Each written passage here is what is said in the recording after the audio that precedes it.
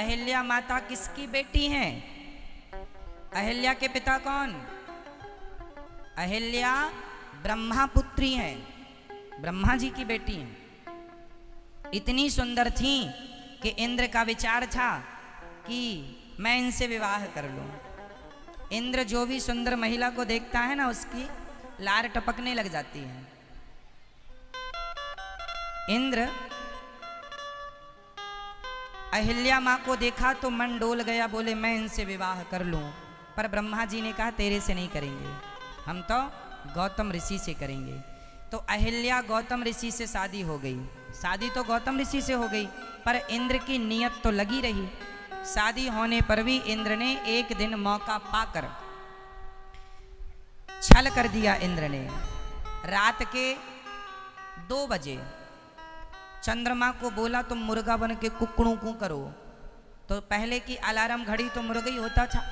मुर्गा बोला मतलब 4 बज गए। गौतम ऋषि जागे और गंगा नहाने चले गए। अब वो तो गंगा नहाने गए, अहिल्या अकेली जंगल में। तो इंद्र ने गौतम ऋषि का रूप बनाया।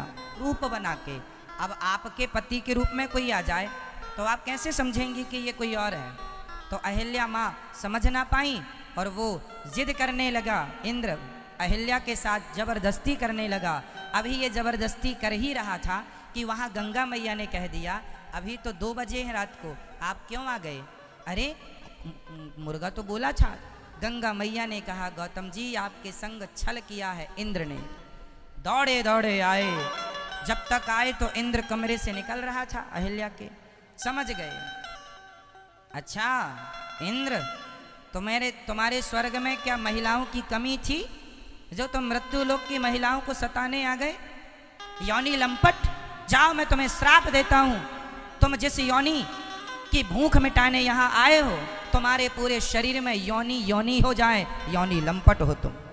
इंद्र के पूरे शरीर में गंदे गंदे छिद्र हो गए थे, योनि हो गई थी पूरे शरीर में। चरणों में गिरा, महाराज क्षमा कर दो, क्षमा कर दो, अपराधी हूं मैं, काम के वशीभूत हो गया था, क्षमा कर दो। भगवान श्री गौतम ऋषि ने कहा जाओ तुम्हारी ये जो शरीर में योनियां हो गई हैं, ये भगवान की कृपा से नेत्र बन जाएंगी। तो 1000 योनियां हो गई थी शरीर में। इंद्र के शरीर में कितनी योनियां?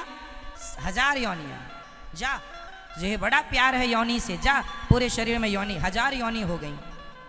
बाद में इंद्र की वो 1000 योनियां नेत्र बन गई, आंखें बन गई थी। तो इंद्र को 1000 नेत्र वाला भी कहते हैं। तो इंद्र को श्राप लगा, ये तो इंद्र का मैटर निपट गया।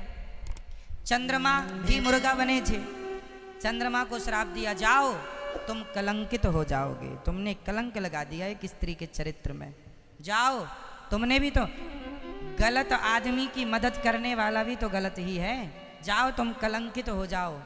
तो चंद्रमा इतना सुंदर है पर काला काला धब्बा है ना, वही कलंक है। आप पूछते हैं चंद्रमा में काला धब्बा क्यों है?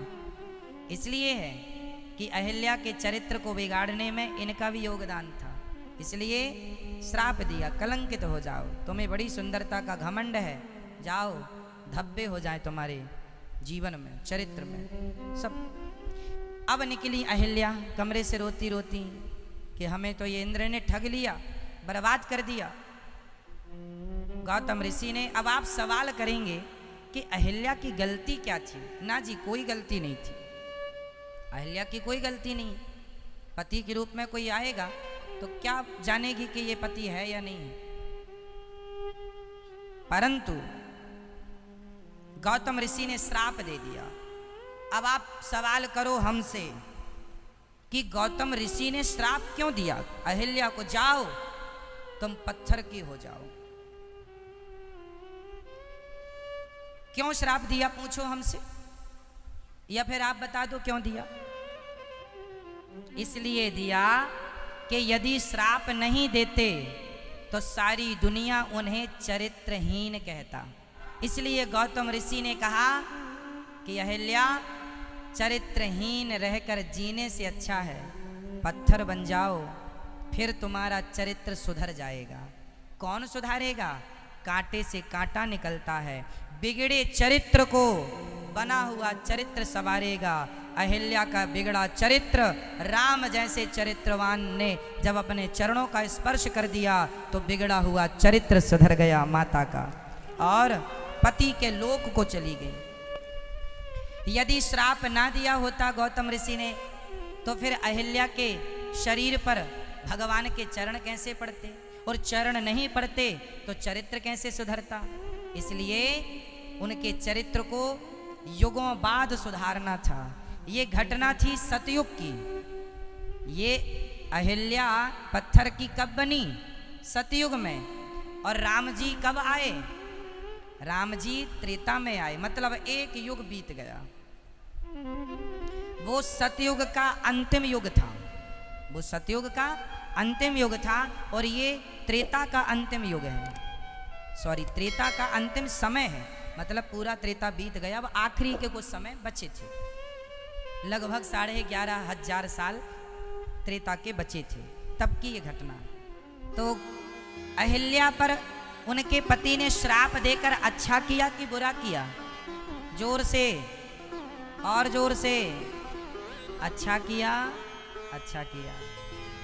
यदि श्राप ना दिया होता तो राम जी के दर्शन कैसे होते? यदि श्राप ना दिया होता तो फिर हमारे और आपके पास कहने और सुनने को अहिल्या की कोई कथा ही ना होती ना। फिर ये चरण धूलि की महिमा कहाँ से प्रकट होती? चरण धूलि की महिमा को प्रकट करने के लिए अहिल्या का सहारा लेना पड़ा।